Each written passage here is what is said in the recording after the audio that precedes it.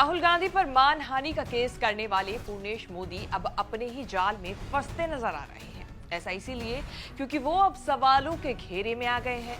क्यों?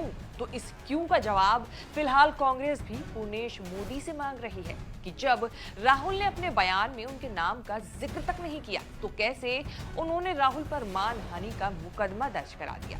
अब इसी को लेकर कोर्ट ने पूर्णेश मोदी को 10 अप्रैल तक का समय दिया है और उनसे जवाब मांगा है। यानी पूर्णेश मोदी का मानहानि का मामला उल्टा भी पड़ सकता है। कैसे? तो इस कैसे का जवाब ढूंढने की कोशिश करते हैं इस रिपोर्ट में। नमस्कार, मैं हूं कीर्ति और आप देख रहे हैं न्यूज़ तक। मोदी सरनेम मानहानि मामले में सूरत की एक कोर्ट ने 23 मार्च को 2 साल की सजा राहुल गांधी को सुनाई थी। हालांकि 3 अप्रैल को हुई सुनवाई के बाद कोर्ट ने उन्हें 13 अप्रैल तक जमानत भी दे दी। लेकिन अब सवाल राहुल से नहीं बल्कि पूर्णेश मोदी से किए जा रहे हैं। राहुल गांधी ने 3 अप्रैल को मानहानि के मामले में कोर्ट में दोषी ठहराए जाने की निचली अदालत के फैसले को चुनौती दी थी। सेशन कोर्ट ने राहुल की याचिका को स्वीकार करते हुए पूर्णेश मोदी और गुजरात सरकार को नोटिस देकर 10 अप्रैल तक जवाब मांगा है। ऐसा इसीलिए क्योंकि कांग्रेस की तरफ से राहुल पर लगाए गए आरोपों के खिलाफ तर्क देते हुए कुछ मुद्दे उठाए गए थे और कोर्ट के सामने पेश किए गए थे। रिपोर्ट्स के मुताबिक कांग्रेस ने जब सबसे बड़ा तर्क दिया वो ये था कि पूर्णेश मोदी को राहुल के बयान से प्रभावित या पीड़ित नहीं माना जा सकता। ऐसा इसीलिए क्योंकि उनके बयान में कहीं भी उनके नाम का जिक्र नहीं था। इस हिसाब से पीड़ित पक्षी यानी कि नरेंद्र मोदी ही आपराधिक मुकदमा दर्ज करा सकते हैं। यही बात राहुल के केस की अगुवाई कर रहे वकील किरीट पानवाला ने भी कही है। वो बता रहे हैं कि तो आपने मोदी के विरुद्ध में मोदी सरनेम चोरों की क्यों है करके ओबीसी का अपमान किया है। तो मैं बताऊं कि इनमें 3 मोदी की जिक्र है, नरेंद्र मोदी जी की, ललित मोदी जी की और नीरव। तीनों में से 2 तो ओबीसी वाले है ही नहीं। और प्रधानमंत्री की बात आई तो उसको पर्टिकुलर क्वेश्चन पूछा गया था कि क्या प्रधानमंत्री जी ने आपको ये कंप्लेंट करने के लिए बोला है, तो उसने तो मना किया। और मोदी कोई कास्ट नहीं है, मोदी सरनेम है। कास्ट और सरनेम में डिफरेंस है। सरनेम वाले, मोदी सरनेम वाले हर कास्ट में थे, बनिया में भी है। हिंदी स्पीकिंग एरिया में बहुत सारी ज्ञातियों में मोदी सरनेम है। यहाँ भी पारसे में भी मोदी है, यहाँ और बनिया में भी मोदी है।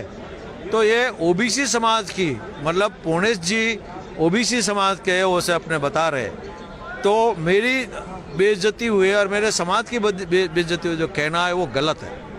तो वहीं अब आपको ये बयान सुनना भी जरूरी है जो बीजेपी विधायक पूर्णेश मोदी ने राहुल को 23 मार्च को कोर्ट द्वारा सजा सुनाए जाने के बाद दिया था। तब पूर्णेश मोदी ने ये बताया था कि क्यों उन्होंने राहुल गांधी पर मानहानि का मुकदमा दर्ज किया था।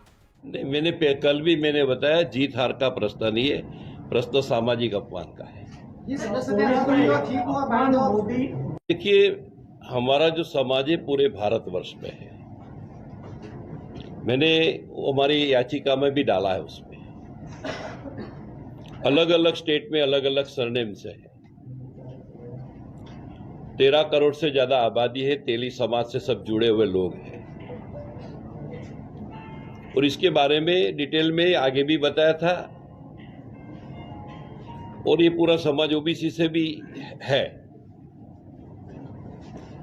तो मेरा मानना पहले दिन से है कि सामाजिक ऐसे अपमान हम नहीं चलेंगे, नहीं सहेंगे। और इसीलिए तो हमने कोर्ट में हमारा मुकदमा पेश किया।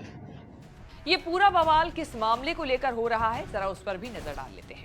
दरअसल साल 2019 के लोकसभा चुनावों के प्रचार के दौरान कर्नाटक की एक रैली में कांग्रेस के नेता राहुल गांधी ने एक कमेंट किया था। राहुल ने मजाकिया अंदाज में तंज कसते हुए 3 लोगों का नाम लेते हुए कहा था कि इन सभी चोरों के नाम मोदी कैसे हैं। सुनिए राहुल गांधी का ये बयान। इन सब के नाम, इन सब चोरों के नाम मोदी मोदी मोदी कैसे हैं? ನಿಮ್ಮ ಮುಂದೆ ಒಂದು ನನ್ನ ಸಣ್ಣ ಪ್ರಶ್ನೆ, ಈ ಎಲ್ಲ ಕಳ್ಳರ ಹೆಸರು ಕೂಡ ಮೋದಿ ಮೋದಿ ಮೋದಿ ಅಂತ ಯಾಕೆ ಬರ್ತಾ ಇದೆ? नीरव मोदी, ललित मोदी, नरेंद्र मोदी, और अभी थोड़ा ढूंढेंगे तो और बहुत सारे मोदी निकलेंगे। राहुल गांधी को अपने इसी बयान के चलते मानहानि मामले में 2 साल की सजा मिली, जिसके बाद संसद से उनकी सदस्यता भी रद्द हो गई। इतना ही नहीं, राहुल को उनके 12 तुगलक लेन वाले बंगले को 23 मार्च तक खाली करने का नोटिस भी थमा दिया गया, क्योंकि ये घर उन्हें सांसद के तौर पर ही आवंटित हुआ था, जिसमें वो पिछले 18 सालों से रह रहे थे।